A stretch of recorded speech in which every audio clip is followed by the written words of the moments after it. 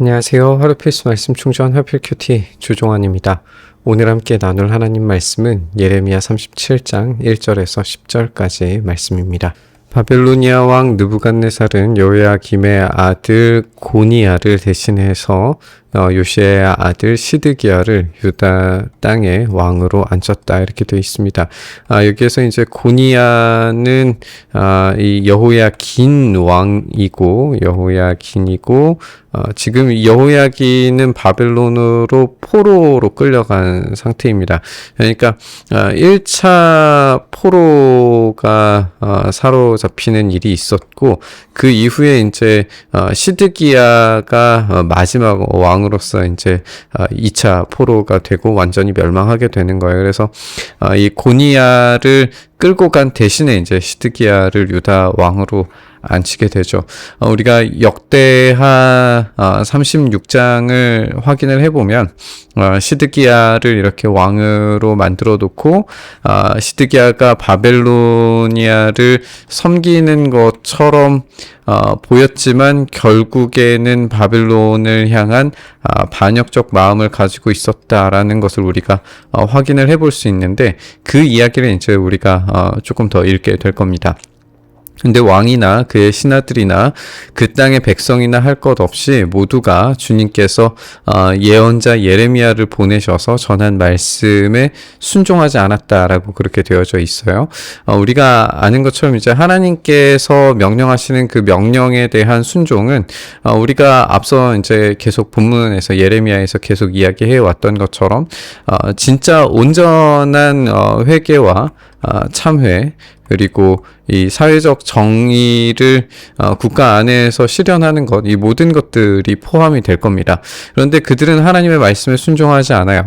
그때 시드기야 왕이 셀레미야의 아들 여우갈과 마아세야의 아들 제사장 스바냐를 예언자 예레미야에게 보내서 자기들을 도와 그들의 주 하나님께 기도를 드려달라라고 청하게 됩니다. 여기에서 시드기야 왕과 이제 이 고관들이 기도를 요청하는 장면에서 시드기야가 과연 회개해서 하나님께 지금 도움을 구하는 것인가, 그렇게 이해가 될 수 있는가, 이렇게 생각을 할 수 있는데, 여기에서 이제 우리가 생각하는 것처럼 예레미야를 보내셔서 전한 말씀에 순종하지 않는 것과 기도를 드려달라고 청하는 것이 어떤 이제 반대적인 것을 분명히 알 수 있잖아요. 그러니까 순종하지 않는 상태에서 기도를 드려달라고 하는 거니까 여기에 이제 숨겨져 있는 이야기가 있다라는 거죠. 그걸 이제 우리가 조금 더 확인을 해봐야 합니다. 이 기도를 드려달라고 청하게 된 때가 언제냐면 아직 감옥에 예레미야가 갇히지 않았을 때예요. 그래서 백성 사이에서 자유롭게 활동하던 때였고, 이때 당시에 이제 이 분위기 자체가 어땠냐면 바로의 군대가 이집트에서 출동하고 바빌로니아 군대가 예루살렘에서 퇴각한 때예요. 그러니까 지금 이 고대 근동의 패권을 지니고 있는 이 이집트 세력이 이제 점점 치고 올라오던 상황이고, 여기 이제 바빌로니아 세력이 이렇게 와서 이 이스라엘 땅이 거의 이제 이 두 큰 세력이 맞붙게 되는 그 중간 지점의 역할을 하는 건데, 지금 바로의 군대, 이집트에 있는 군대가 출동을 해서 이제 이 바벨로니아 세력이 이제 큰 충격을 입기 전에 이제 잠깐 군대를 뺀 상황이고, 그렇다면 이제 이집트의 영향력이 이스라엘을 약간 보호하는 그런 형국을 보여줬겠죠. 그러니까 지금 시드기야 편에서는 사실상 자기가 지금 바빌로니아에 의해서 왕이 되기는 했지만 바빌로니아의 어떤 속국의 차원에서 벗어나고 싶은 마음이 컸겠죠. 그러니까 이집트의 군대가 자기들의 국가에 영향력을 미치는 것을 굉장히 좋게 보았을 겁니다. 그리고 이제 바벨로니아의 세력을 어쨌든 이제 끊어내야지 국가의 존립이 가능하리라고 그렇게 생각을 했을 거예요. 그래서 이런 상황에서 하나님께 기도를 드려달라고 청하고 있는 겁니다. 그러면 지금 시드기야의 이 하나님께 드리는 기도라고 하는 것은 자기의 목적에 맞게, 그러니까 이집트가 성공적으로 바벨로니아를 무찌르게 해달라고 하는 그런 기도였겠죠. 그러면 이제 하나님께서는 뭐라고 이야기해 오셨느냐? 바벨론의 포로가 될 테니까 그냥 그곳에서 오래도록 살라. 그것을 준비하라. 그곳에서 70년을 기다려야 된다라고 하는 메시지를 주셨는데, 지금 시드기야는 그런 이야기는 전혀 자신과 상관없는 걸로 하나님께 기도를 드리는 이유와 목적 자체도 이집트와의 이 연합전선이 성공적으로 이루어지게 해달라라고 하는 그런 기도의 제목이지 않았을까 충분히 예상을 해볼 수 있는 겁니다. 하나님께서 그 지점을 아주 정확하게 이야기하세요. 나 주 이스라엘의 하나님이 말한다. 너희를 보내어 나에게 물어보도록 한 유다 왕에게, 시드기야에게 너희는 이렇게 전해라. 너희를 도우려고 출동한 바로의 군대는 제 나라 이집트로 돌아가게 될 것이다. 그러나 바빌로니아 군대는 다시 와서 이 도성을 공격해서 점령하고 불질러 버릴 것이다. 이렇게 말씀하십니다.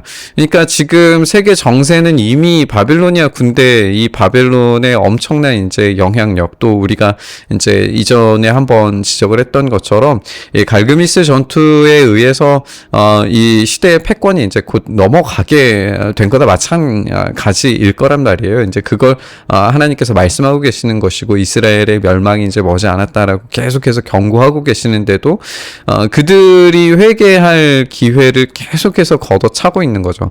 자기들의 계획과 자기들의 욕망, 욕구에 따라서 국가를 보존하기 위한 유일한 방법이 이집트와 손잡는 거라고 자꾸 생각하는데, 그것은 정답이 아니라는 거예요. 하나님이 아니라고 말씀하시는데도 그 방식에 따르면 자신들이 완전히 멸망할 것 같으니까 듣지 않겠다라는 것밖에 되지 않는 거죠.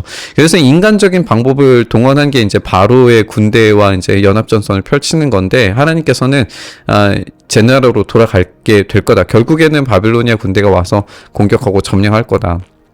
나 주가 말한다. 너희가 이 바빌로니아 군대가 틀림없이 너희에게서 떠나갈 거라고 생각함으로써 너희 자신을 속이지 말라. 반드시 돌아올 거다. 절대로 철수하지 않을 것이다. 너희를 공격하는 바빌로니아 군대 전체를 너희가 물리쳐서 오직 부상병만 남긴다고 하여도, 그러니까 이 정도 되면은 거의 이제 승리에 가까운 상황이 되는 거잖아요. 그래서 이 바빌로니아 군대를 어느 시점에 완전히 이제 물리치는 것처럼 느껴진 이런 상황까지 간다고 하더라도 결코 그 상황에 안주해서는 안 된다. 이 바빌로니아 군대는 반드시 이 도성을 불질러 버릴 것이다. 한마디로 말하면 인간적 계획이 아무리 성공적으로 이루어지는 것처럼 보여도 하나님의 계획은 결코 그 인간의 방식과 방법의 어떤 성공 여하를 떠나서 더욱 분명하고 확실하게 이루어지는 쪽은 하나님의 계획이라는 것을 하나님께서 분명하게 지금 밝히고 계시는 겁니다. 인간적 계획과 그것을 이루려고 하는 종교적인 행사들은 결코 하나님의 계획을 막아설 수가 없습니다. 하나님은 이스라엘의 본질적인 변화를 원하시지, 이 겉으로만 변하는 척하는, 겉으로만 경건한 척하는 것을 결코 용납하지 않으십니다. 하나님을 이렇게 이용하려고 하는 태도 자체가 곧 우상숭배다라는 사실을 깊이 이해해야 됩니다. 우리도 하나님을 도구처럼 인식하고 우리의 계획을 관철하고 이루는 데에 하나님께서 일해달라고 그렇게 기도하려고 한다면, 그렇게 하나님을 사용하고 이용하려고 한다면 시드기야 같은 우상숭배자가 되고 만다라는 사실을 깊이 생각해야 합니다. 우리의 바람은 오로지 하나님의 뜻이 우리의 삶에 이루어지는 데 있어서 우리가 온전히 순종하고 복종하는 것에 있어야 하겠습니다. 그렇지 않고 우리의 욕망을 이루는데 하나님의 뜻을 바꾸어 달라고 교체해 달라고 내 뜻이 이루어지게 해달라라고 그렇게 기도한다면 그것을 하나님께서 기쁘게 생각하실 수가 없습니다. 우리 주님께서도 가장 끔찍한 마지막 이 고통의 자리 십자가를 피하게 해달라고, 그 잔이 지나가게 해달라라고 구하셨지만 그럼에도 불구하고 아버지의 뜻이 이루어지게 해주십시오라고 기도하셨던 사실을 우리는 생각해야 합니다. 오늘 우리 주님께서 우리의 삶에 일하고 계시는 그 모든 일들, 그 모든 인과관계들 속에서 우리가 온전한 순종과 온전한 복종의 자리로 나아가서 우리의 삶이 하나님께서 원하시는 뜻대로 온전히 살아낼 수 있기를 이렇게 소망하면서 묵상의 자리로 나아갔으면 좋겠습니다.